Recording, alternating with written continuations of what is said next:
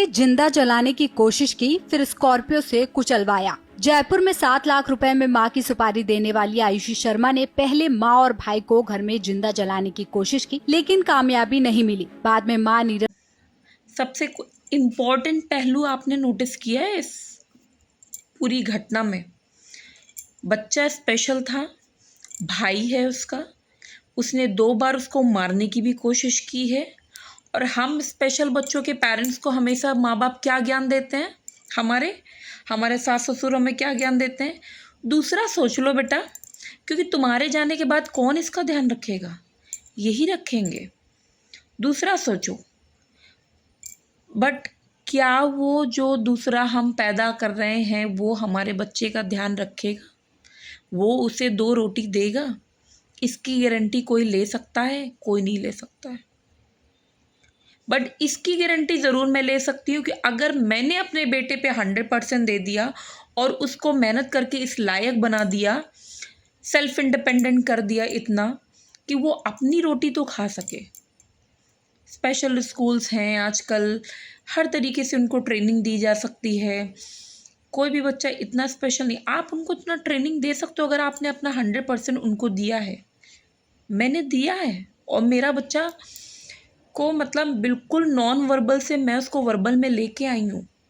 But अगर उस time पे अगर मैंने दूसरा बच्चा सोच लिया होता, लोगों का ये सोच करके, लोगों के ये कहने से ये मैं लग जाती कि अरे तुम्हारा समय निकल जाएगा और तुम दूसरा सोचो, और ये तो उसी के साथ बड़ा हो के खेल के ये सब कुछ सीख जाएगा।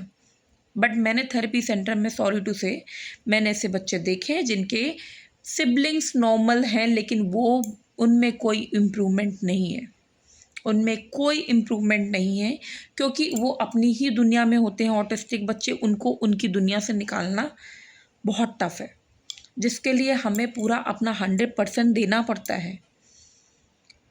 बजाय इसके कि आप एक लाठी बनाओ, खड़ी करो, सपोर्ट बनाओ उसके लिए, आप उसको ही उतना सेल्फ इंडिपेंडेंट कर दो कि उसको किसी की ज़रूरत ना पड़े।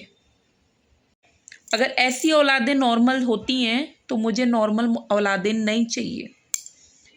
आई नो बहुत सारे लोग ये चीज़ें कह के आएंगे कि नहीं हमारे बच्चे नॉर्मल हैं, हमारे बच्चे सिबलिंग्स एक दूसरे का बहुत ध्यान रखते हैं। मैंने नहीं देखे, होते होंगे, अच्छी बात है, आपको राम राज्य मिल गया है कलयुग में। मैंने नहीं देखा है। मैं अपने बेटे को इस अंधकार में नहीं डाल सकती।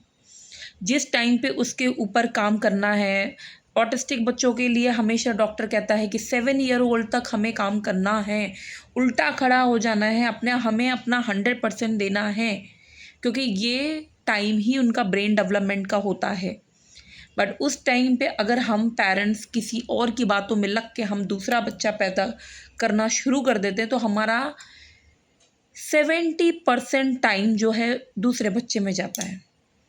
ऑटिस्टिक बच्चे का क्या हुआ? उसके ऊपर काम कौन कर रहा है? सारी नॉलेज आपको है उसके बारे में, अब कौन कर रहा है उसके बारे में? हमने उसका बहुत इम्पोर्टेंट टाइम, बहुत क्रूशियल टाइम हमने खो दिया उसकी एक लाठी बनाने के लिए, जिसकी भी कोई गारंटी नहीं है। गारंटी नहीं है कि वो साथ देगा या नहीं देगा, बट हमने पूरा टाइम, उसका क्रूशियल टाइम वेस्ट कर दिया दूसरे बच्चे में।